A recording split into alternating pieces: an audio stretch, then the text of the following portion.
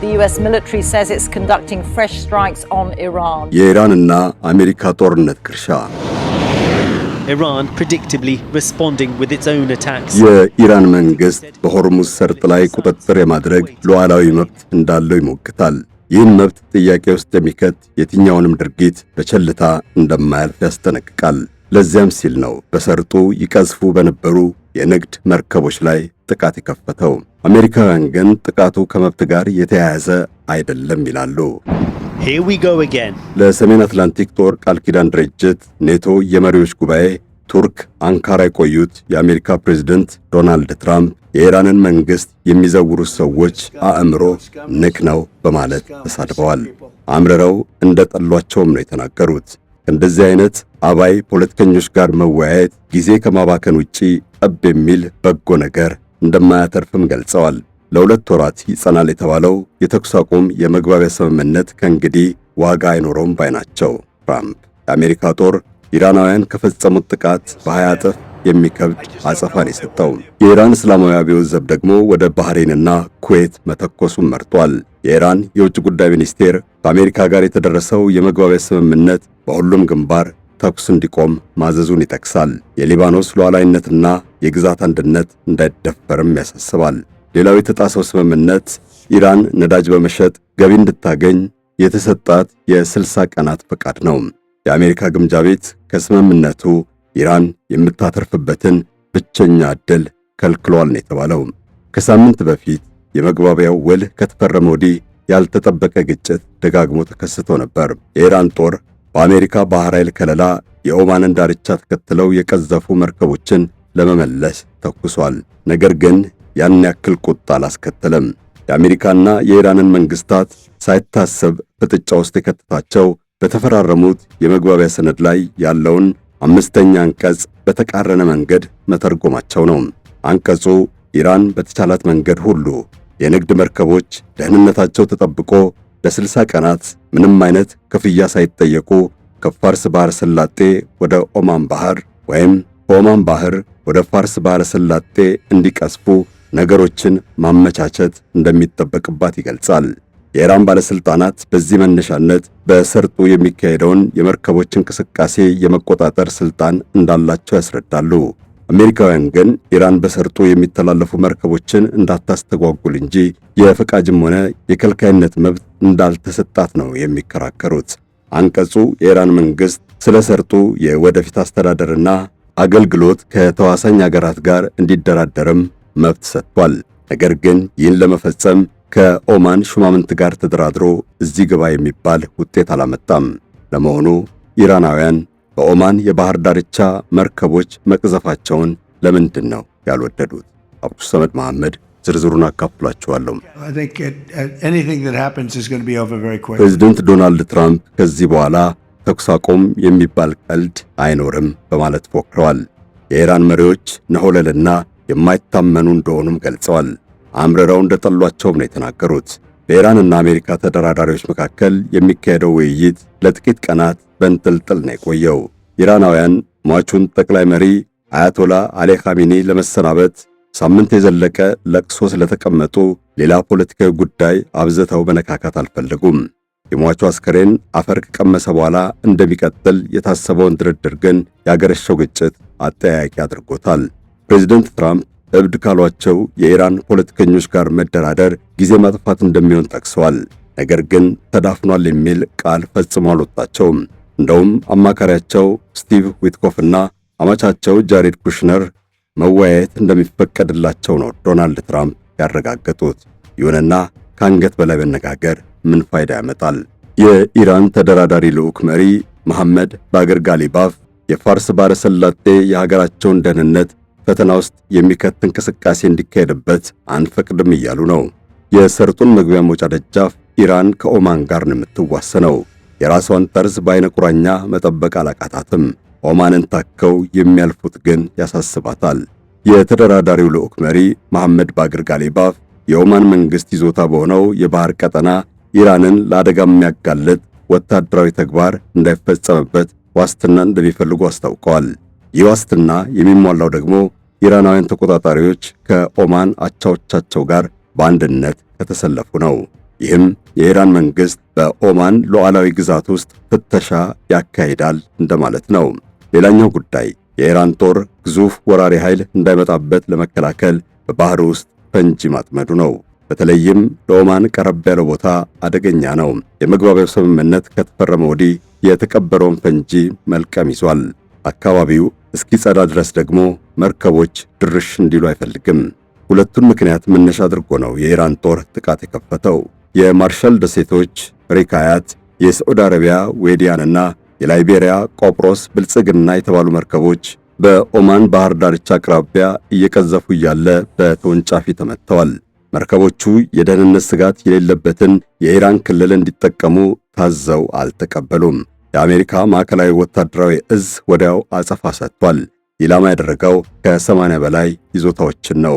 የኢራን አየር መከላከያ የማዘዣና መቆጣጠሪያ ሰንሰለት፣ የባህር ጠረፍ ራዳሮች፣ የሚሳኤል መከላከያና ጸረ ሚሳኤልና የአብዮታዊ ዘብ ፈጣን ቀዛፊ ትናንሽ ጀልባዎች ተደምስሰዋል ተብሏል። የኢራን መንግስት ለ60 ቀናት የንግድ መርከቦች በነጻነትና በነጻ በሰርጡ እንዲመላለሱ የተደረሰውን ስምምነት ዳግመኛ ከጣሰ ድብደባው እንደሚቀጥልም የአሜሪካ ማዕከላዊ ወታደራዊ እዝ አስጠንቅቋል። የኢራን እስላማዊ አብዮታዊ ዘብ ለምላሹ ምላሽ በማለት በባህሬንና ኩዌት የሚገኙ 85 የአሜሪካ ወታደራዊ ይዞታዎችን መጥቶ ማደባየቱን ያሳወቀው የኢራን የውጭ ጉዳይ ሚኒስቴር የባህረ ሰላጤው ሀገራት ግዛታቸውን ለጠላት መጠቀሚያ ማድረጋቸው ለቅጣት እንዳጋለጣቸው ገልጿል። የኢራን ሸንጎ አፈጉባኤና የተደራዳሪው ልዑክ መሪ መሐመድ ጋሊባፍ አሜሪካውያን የመግባቢያውን ስምምነት እያከበሩ እንዳልሆነ ይከሳሉ። ኢራንን በአየር ደብድበዋል። የኢራን ነዳጅ ለዓለም ገበያ እንዳይቀርብ ዳግም ማዕቀብ ጥለዋል። በሊባኖስ ላይ የሚካሄደው ወታደራዊ ዘመቻ ቀጥሏል። እኛን ማንጓጠጥና ማጭበርበር የትም አያደርስም የሚል መልእክት አስተላልፈዋል። ሁኔታው የነገሮችን መካረር ነው የሚያሳየው። ነገር ግን የአሜሪካም ሆኑ የኢራን ሹማምንት የግጭቱን መባባስ እንደማይፈልጉት ተንታኞች ይናገራሉ። ፕሬዚደንት ትራምፕ ውጥረት እንዳይባባስ እንጂ ሌላ የተሻለ ኢላማ መምታት እንችል ነበር ብለዋል። የኢራናውያን ስሌት ግን በአሜሪካና በኔቶ አባል አገራት መካከል የተፈጠረውን ክፍተት ማስፋት ሳይሆን እንደማይቀር ተገምቷል። ዶናልድ ትራምፕ በኢራኑ ዘመቻ የኔቶ አባል አገራት እንዲሳተፉ ጠይቀው ተቀባይነት ባለማግኘታቸው ተቀይመዋል። በየመድረኩም አሜሪካ ተክዳለች ሲሉ ይደመጣሉ። የኔቶ አገራት አሜሪካውያን እንዲሞቱላቸው ብቻ ነው የሚፈልጉት በማለትም ይተቻሉ። ኢራናውያን ታዲያ ግጭቱን በመቆስቆስ አሜሪካውያን ሲዋጉ አውሮፓውያኑ በዝምታቸው ስለሚጸኑ ቅራኔው እንደሚበረታ ነው ያሰሉት።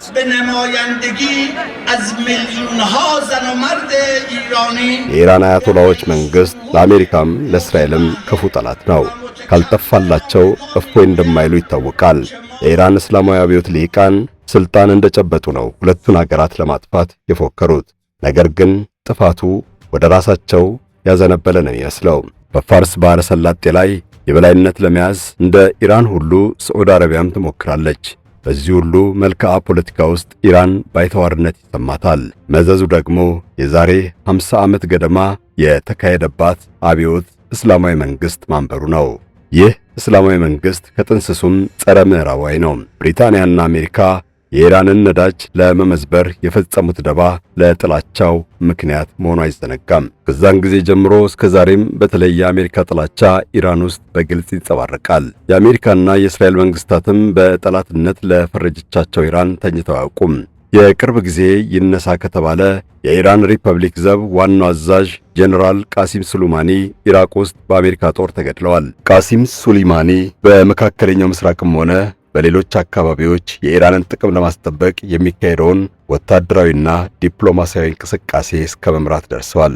እሳቸው የሚመሩት የቁድስ ብርጌድ የኢራን CIA እስከ መባል የደረሰና በወታደራዊና በደህንነት ክትትል ሥራ የሀገሪቱን ቁንቻ ያፈረጠመ ኃይል ነው።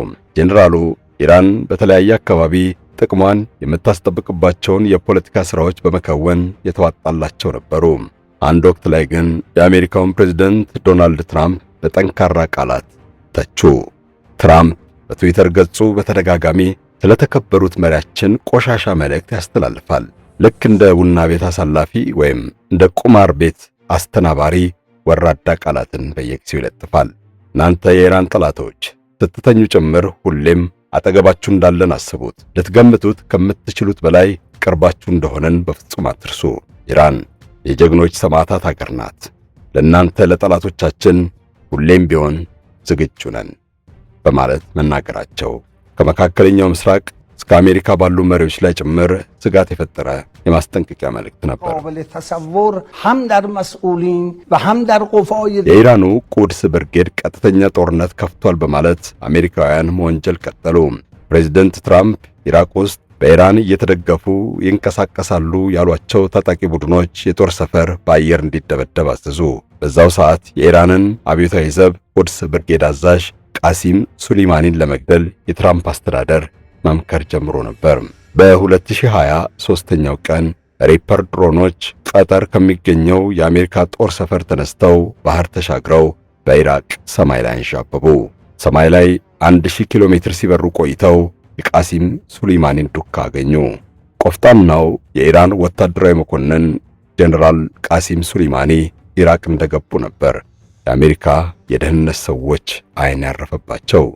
ከሁለት ሰዓታት በኋላ ከባግዳድ አየር ማረፊያ ሲወጡ የአሜሪካ ድሮን የእርሳቸውንና የአጃቢዎቻቸውን ተሽከርካሪዎች ከደመና በላይ ሆና ተከታትላለች።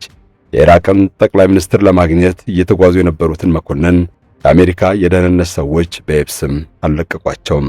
ክትትሉ ግን ብዙም አልዘለቀም። ከአየር ማረፊያው እምብዛም ሳይርቅ ድሮን አንቀሳቃሾቹ እንዲተኩሱ ታዘዙ። ሁሉም ነገር በቅጽበት ተፈጸመ።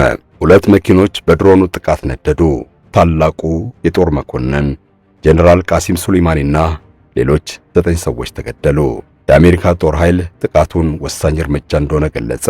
ዶናልድ ትራምፕም መግለጫ ባሉት ዲስኩር የዘመቻውን ስኬት አሞካሹ። ነገር ግን ጉዳዩ ከኢራን አልፎ የመካከለኛው ምስራቅ ቀጠናን ድንጋጤ ውስጥ ነው የከተተው።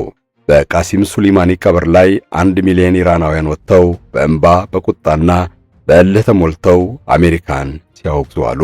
በኢራቅም ሆነ በሌሎች ሺዓዎች በሚኖሩባቸው ሀገራት የአሜሪካን እርምጃ የሚያወግዝ ትዕይንተ ሕዝብ ታይቷል።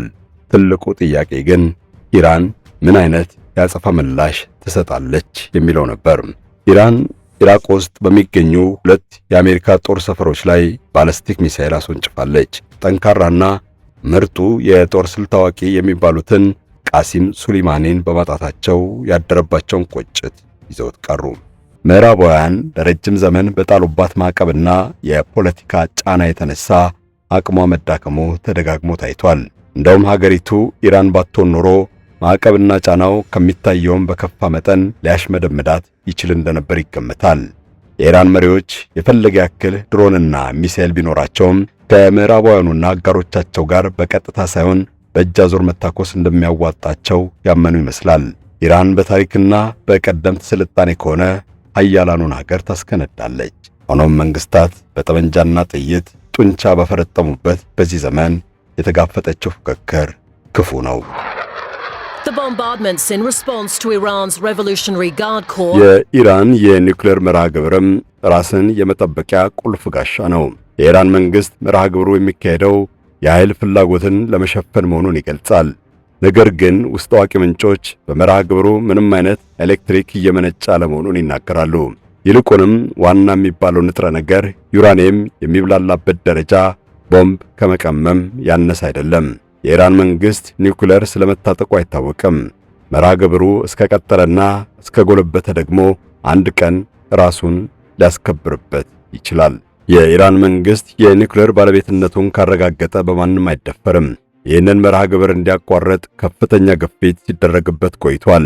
ከጥቂት ዓመታት በፊትም ሊያቋርጥና በምላሹ የተጣለበት ማዕቀብ ሊነሳ እንቅስቃሴ እየታየ ነበር። የኢራን ፖለቲከኞች ታዲያ ወለም ዘለም በሚለው የምዕራባውያኑ አቋም በመሰላቸት ፊታቸውን ወደ ምስራቅ መለሱ። ቻይናና ሩሲያን በተለይ ቁልፍ አጋሮቻቸው አደረጉ። አዲስ የዓለም ሥርዓት እየተፈጠረ በመምጣቱ የአሜሪካ ተሰሚነት ቀንሷል። በምዕራባውያኑ ፍላጎት አንዘወርም ያሉ ሀገራት የተሻለ ጎልብተዋል። ቻይናና ሩሲያ ገነው የወጡበት የኢኮኖሚ ጥምረቱ ብሪክስ የበርካታ ሀገራትን ቀልብ ስቧል። ኢራንም የዚህ ጥምረት አባል ሆናለች። ነገር ግን በጥምረቱ አባል ሀገራት ላይ ብቻ ሙሉ እምነት ጥሎ ሁኔታዎችን ችላ ማለት አይቻልም። እንደውም ኢራናውያን የበለጠ መተማመኛቸውን በራሳቸው እጅ ላይ ማቆየቱን የመረጡት። ጦርነት ቢመጣ በራሳቸው አቅም መከላከሉ ከምንም በላይ ቅድሚያ የሚሰጠው ዝግጅት ነው። ለዚያም ነው ለእስላማዊ አብዮት ዘብ ልዩ ድጋፍ የሚያደርጉት። ይህ አብዮታዊ ዘብ የኢራንን የውጭ ጠላቶች እንዲጋፈጥ የሚያስችለውን አቅም እያበጀ ነው። የሀገር ውስጡ ችግር ግን አይመለከተውም። የኢራን መንግሥት ልዕልናው በዚህ መጠን ተደፍሮ አርፎ ላለመቀመጥ ቢዝትም እርምጃው በመካከለኛው ምስራቅ ያለውን ግጭት በሚያባብስ መልኩ እንደማይሆን ቃል ገብቷል። በተለይም እስራኤልና አሜሪካ የሚገፋፉበትን እልህ የሚቀንስ ነው። በነገራችን ላይ የአሜሪካ መንግሥት ኢራናውያንን በዲፕሎማሲያዊ መንገድ ለማቀብ ጥረት እያደረገ ይገኛል። ለኢራን ቅርበት እንዳላቸው የሚታመኑ ሀገራት ጣልቃ ገብተው ነገሩን እንዲያለዝቡ ኃላፊነት ተሰጥቷቸዋል። በአጠቃላይ የጋዛ ጦርነት ከፈነዳ ወዲህም የእስራኤል መንግሥት የጥፋት ተጣማሪዎች ያላቸውን የቀጠናውን ታጣቂ ቡድኖች 39 መሪዎችና ተሰሚነት ያተረፉ አባሎቻቸውን አስገድሏል። አሜሪካ የጋዛው ጦርነት ከተጀመረ ወዲህ ለእስራኤል ሁሉንም አይነት ድጋፍ ከማበርከት አላፈገፈገችም። ይሁንና ኔታንያሁ ከኢራንና ተጣማሪዎቿ ጋር ሌላ እሳት ውስጥ የሚዶላቸው የችኮላ እርምጃ ከመውሰድ እንዲታቀቡ እያሳሰበች ነው። እስራኤል በቴክኖሎጂ በቅጦ የተደራጀ ጦር ሰራዊት አላት። አገር በቀል ወታደራዊ ኢንዱስትሪዎቿ ጥቂት አይደሉም። እነዚህ ተቋማት በጦር ምህንድስናና ምርምር የበቁ ሰዎች የታጨቁባቸው ናቸው። እዚህ ላይ ነው የአሜሪካ መንግሥት ከፍተኛ መዋዕለ ንዋይ እያፈሰሰ የሚገኘው። በቂ ዕውቀት፣ በቂ ቴክኖሎጂ፣ በቂ በጀት ያለው የእስራኤል መከላከያ ኢንዱስትሪ የሀገሪቱን ሕዝብና ወታደራዊ ተቋማት ከየትኛውም ጥቃት መታደግ የሚችል የብረት ጋሻ ገንብቷል። ነገር ግን ይህ መከላከያ ሙሉ ለሙሉ በተረጋገጠ መረጃ መነሻነት መሰራቱ ያጠራጥራል። የኢራንን የማጥቃት አቅም እስራኤሎች በቅጡ ላያውቁት ይችላሉ። ቢሆንም በጠላት ሀገር የተገነባው የመከላከል ዘይቤ ትንታኔ ሳይሰራበት እንዳልቀረ ነው የተገመተው። በ20ኛው ክፍለ ዘመን የእንግሊዝና ኢራን የነዳጅ ዘይት ድርጅት ነው በሀገሪቱ ነዳጅ ቆፍሮ ያወጣው። ከዛ ጊዜ ወዲህ የምዕራባውያኑ የትኩረት ማዕከል ሆነች። ብሪታንያና አሜሪካ ጋር ጥብቅ አጋርነት መሰረተች። ሁኔታዎች መቀያየር የጀመሩት በ1953 ነው። 2 ዓመት ቀደም ብሎ በሕዝብ ቀጥተኛ ምርጫ ለስልጣን የበቁት ጠቅላይ ሚኒስትር መሐመድ ሙሴዴግ የሚመሩትን መንግስት ለመጣል ብሪታንያና አሜሪካ ሴሩ። ሁለቱ ሀገራት ሙሴዴግ ጥቅማቸውን ስላላከበሩላቸው አልወደዷቸውም። ሙሴዴግ ስልጣን እንደያዙ የኢራንን ነዳጅ ወደ መንግስት ቁጥጥር ማዘዋወራቸው ነው ምዕራባውያኑን ቂም ያስቋጠራቸው። በሴራ ገልብጠዋቸው ስደተኛውን ንጉሥ ሻህ መሐመድ ረዛ ፓህላቪን ወደ ቤተ መንግስት መለሷቸው። ሻህ ለ26 ዓመታት ኢራንን አስተዳድረዋል። ዳግም ዙፋኑን ሲረከቡም ቀንደኛ የምዕራባውያን ሸሪክነታቸውን ቀጠሉ። በእሳቸው ዘመን በኢራን አያሌ ልማት መካሄዱ ይነገራል። ባቡር፣ መንገድ፣ የነዳጅ ማስተላለፊያ መስመርና ሌሎችም ዛሬ ድረስ የሚያገለግሉ የመሰረተ ልማት አውታሮች ተዘርግተዋል። ኢራን በነዳጅ ሀብት ክምችት ከዓለም 3ኛ፣ በተፈጥሮ ጋዝ ደግሞ 2ኛ ደረጃ ላይ ትቀመጣለች። ይህን ሁሉ ሀብት የያዘች ሀገር ሻህ ረዛ ከገነቡት በላይ ፕሮጀክት ሊካሄድባት ይገባ ነበር የሚሉ አሉ። የኢራንን ሀብት በብሪታንያና አሜሪካ ሲያዘርፉ የኖሩ አምባገነን መሪ ተደርገው ይቆጠራሉ። በመጨረሻ በህዝብ ሳይሆን በምዕራባውያኑ ሴራ በመፈንቅለ መንግስት ወደ ስልጣን የተመለሱትን ንጉሥ የኢራን ህዝብ ተቃወመ። በ1979 በህዝባዊ አብዮት ተፈነገሉ። አያቶላ ሆሜኒ የኢራን መንፈሳዊ መሪ ሆኑ። እሳቸውም የኢራን ጠላት ያሏቸውን ኢራቅ፣ ሳዑዲ አረቢያና ምዕራባውያኑን ወዲያውኑ ወደ ማስጠንቀቅ ገቡ። Belligerent rhetoric is a given at these state-sponsored rallies. በኢራን ለውጥ ማግስት አብዮተኛ ተማሪዎች ቴህራን የሚገኘውን የአሜሪካ ኤምባሲ ወረው ለ444 ቀናት ዲፕሎማቶችና ሰራተኞችን አግተዋል። የኢራን እስላማዊ መንግስት በዚህ ያጋች ታጋች ድራማ መዘዝ ነው ከምዕራባውያኑ ጋር አይንና ናጫ የሆነው። አሜሪካውያን ለበቀል የኢራንን የመንገደኞች አውሮፕላን መጥተው 66 ሕፃናትን ጨምሮ የ290 ሰዎችን ሕይወት አጥፍተዋል። ኢራንና ምዕራባውያኑ በዚህ መሰል መንገድ ወደ ተባባሰ ጠላትነት ተሸጋገሩ። ላለፉት 40 ዓመታት ይህ ጠላትነት ሲከር እንጂ ሲረግ ብዙም አልታየም።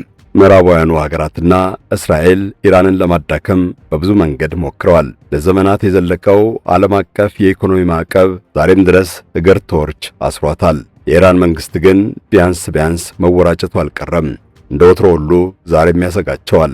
በተለይ እስራኤል ከኢራን የከፋ ጠላት የላትም። በተለይ ደግሞ ጠቅላይ ሚኒስትር ቤንያሚን ኔታንያሁ የኢራንን መንግስት ካላንኮታኮቱ የሚያርፉ አይነት ሰው አይደሉም።